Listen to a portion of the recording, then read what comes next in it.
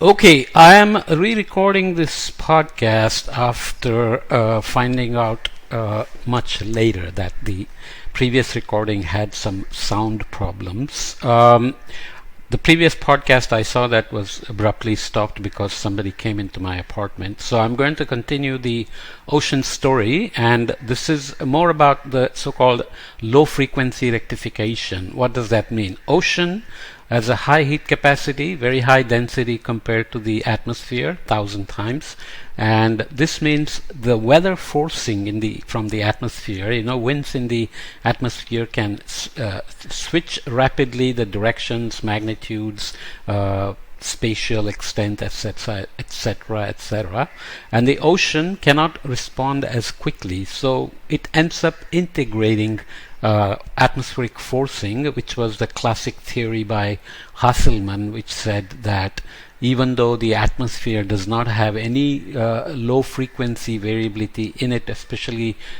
beyond weather time scale and some blocking patterns which last for weeks and so on, the climate system has a lot of low frequencies, basically because the ocean is able to integrate the weather forcing from the atmosphere and create lower and lower frequencies. Another way to think of it is what Mujib Latif called hypermodes, I think, where the sun is in one hemisphere for 6 months and then in the other hemisphere for 6 months. So during that time the ocean is taking up more heat in that hemisphere and less heat in the other hemisphere.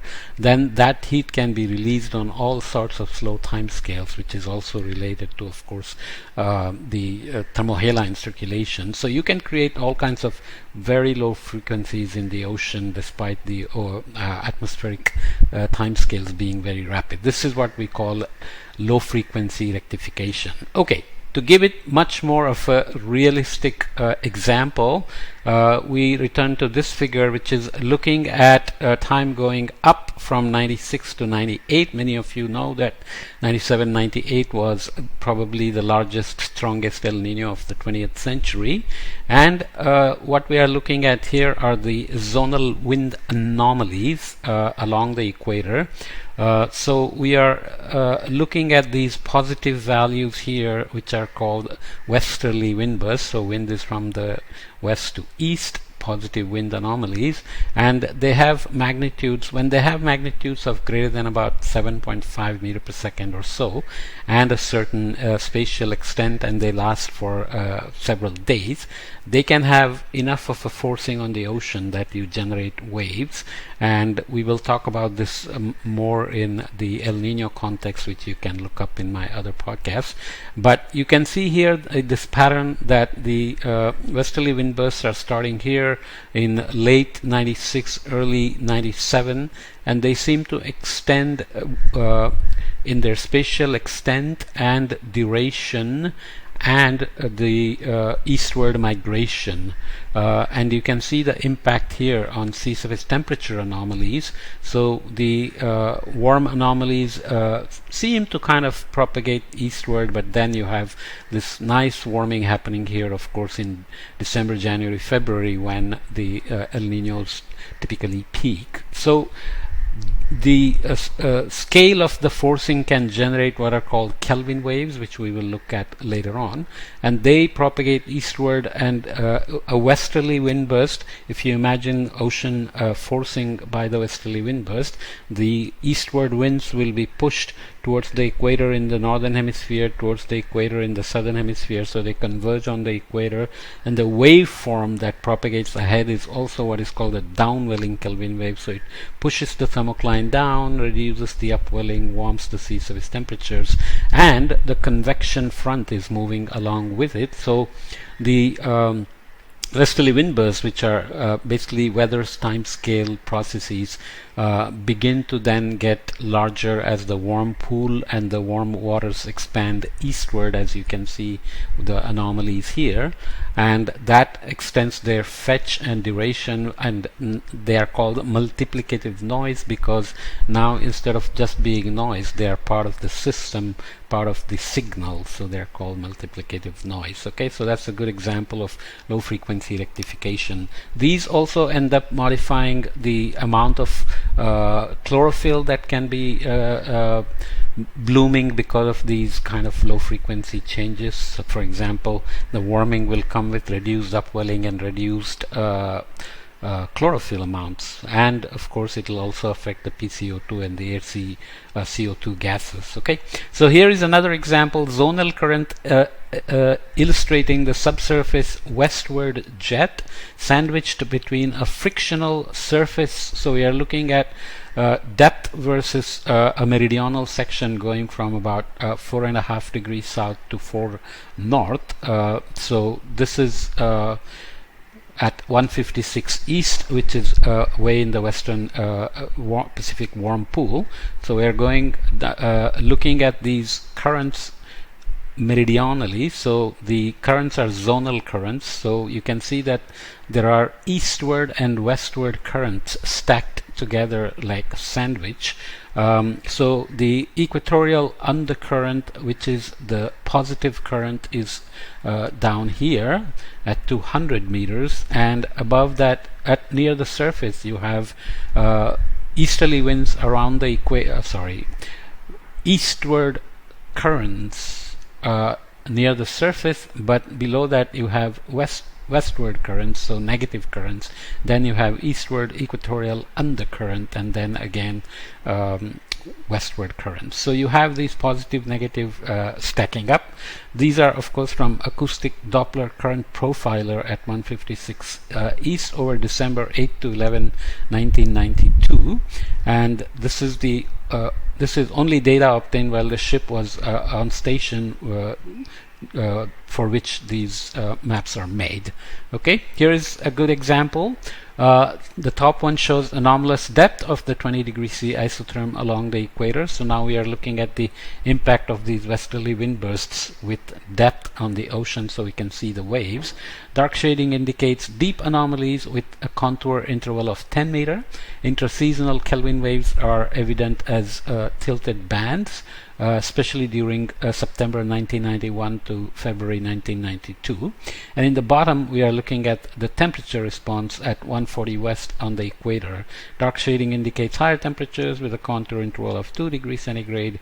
20 degree isotherm is shown here with this thick black line. Kelvin waves again are visible here. So what's happening? We are looking at time going from 1991 to the end of 1992, so 2 years, and we are looking at depth section, and this is at 140 west, which is in the eastern central Pacific. So the forcing of the westerly wind burst is happening in the western Pacific. We are looking for signatures in the central eastern Pacific. So these tilting bands and this slow deepening of the thermocline here, or is it shallowing? So we are going, yes, so time is going this way. So you can see this 20 degree isotherm is getting deeper, and why is the anomalous depth negative here? Okay, so it is negative, but slowly it becomes positive with time. That's the point. Okay, so the Kelvin waves are arriving and deepening the thermocline further and further east from the west as you go in time. That's the impact of downwelling Kelvin wave coming eastward from the west. Okay, and this is the impact on temperature again at 140 west, and same period. You can see here the impact on the thermocline as well. Okay, so I hope I didn't misstate anything there. But this gives you how the interseasonal variability in the ocean is created by interseasonal forcing at the surface. Another example, looking at a longer time series in the Indian Ocean and the maritime continent here. Dateline is here, and you are looking at OLR, which is an indicator of the convection. So low OLR means deep convection, tall clouds, cold temperatures at the top, and Interannual amplitude of intraseasonal outgoing long-wave radiation averaged between 5 south, 5 north was per meter square, defined as 1 year running mean standard deviation of intraseasonally bandpassed OLR. So we are extracting the intraseasonal signal. Amplitude in the global tropical strip is shown, centered on the major region of variance at 100 degree east. So East Pacific Maritime Continent, West Pacific, where the Indo-Pacific warm pool is.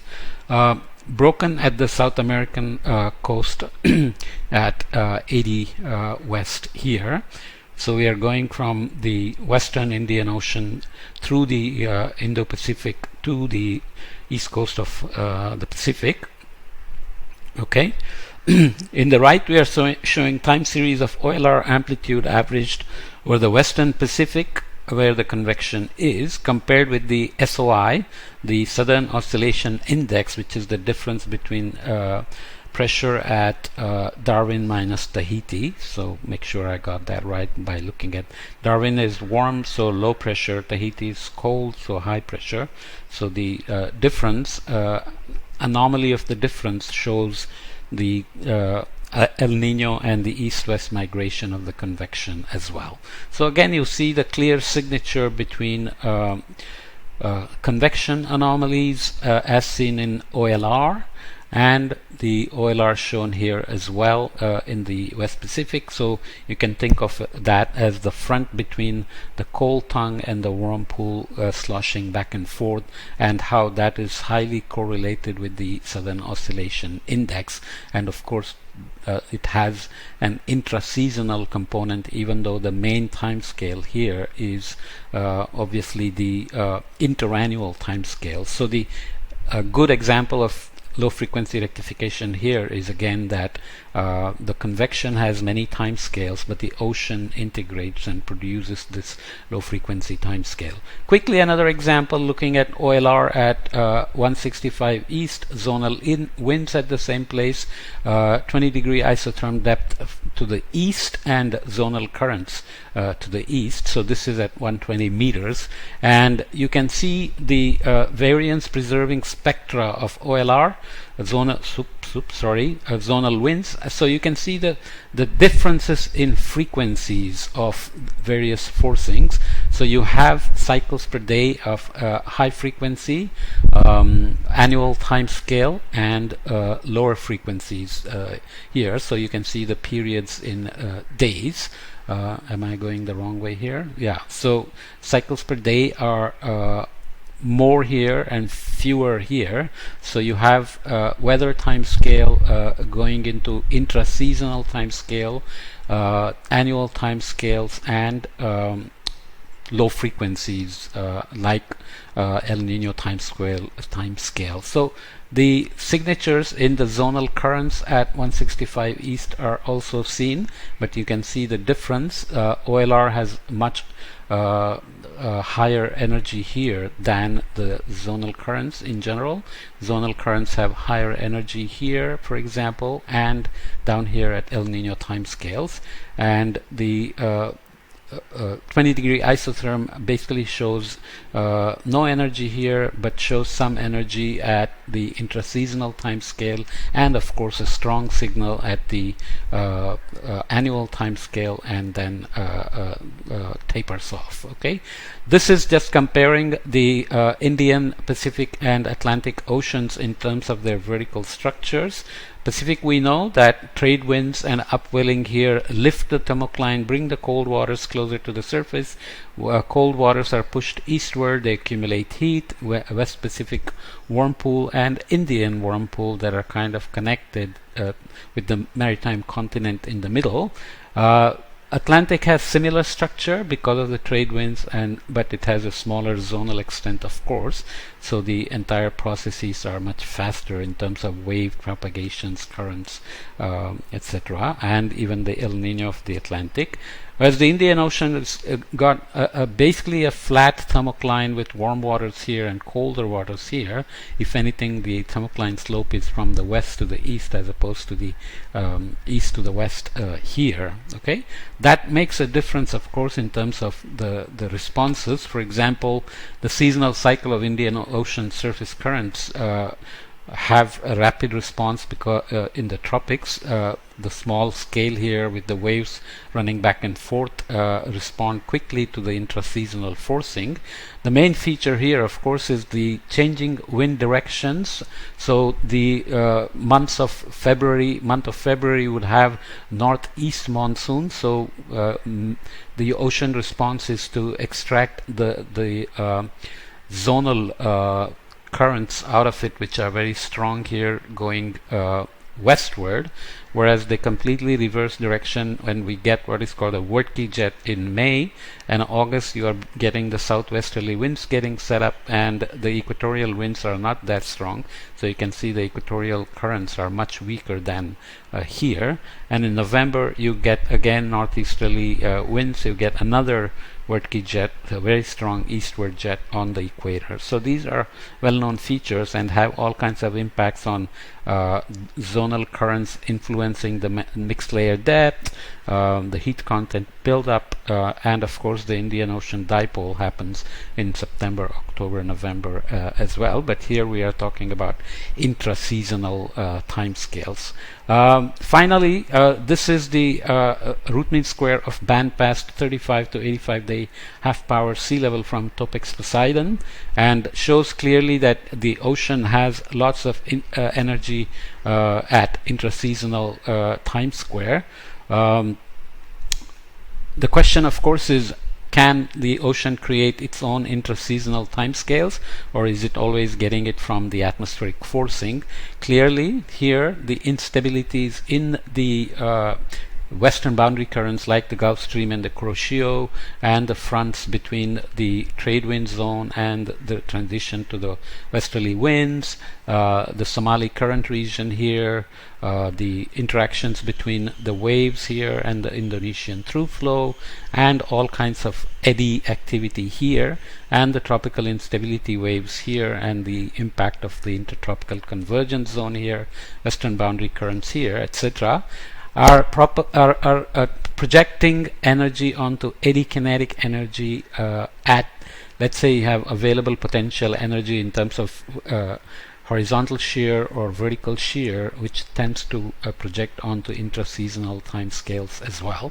And here there is baroclinic and barotropic instabilities being generated because of these wave through flow interactions, which are also projecting onto intraseasonal time scales. So ocean does produce its own intraseasonal time scales because of internal instabilities, which are of course related to lower frequency atmospheric forcing, and these instabilities are also projecting onto intraseasonal time scales. So this a key question of whether intraseasonal time scale is just an intrinsic time scale for the atmosphere and for the ocean and for the coupled system is something that is not completely answered yet. Okay.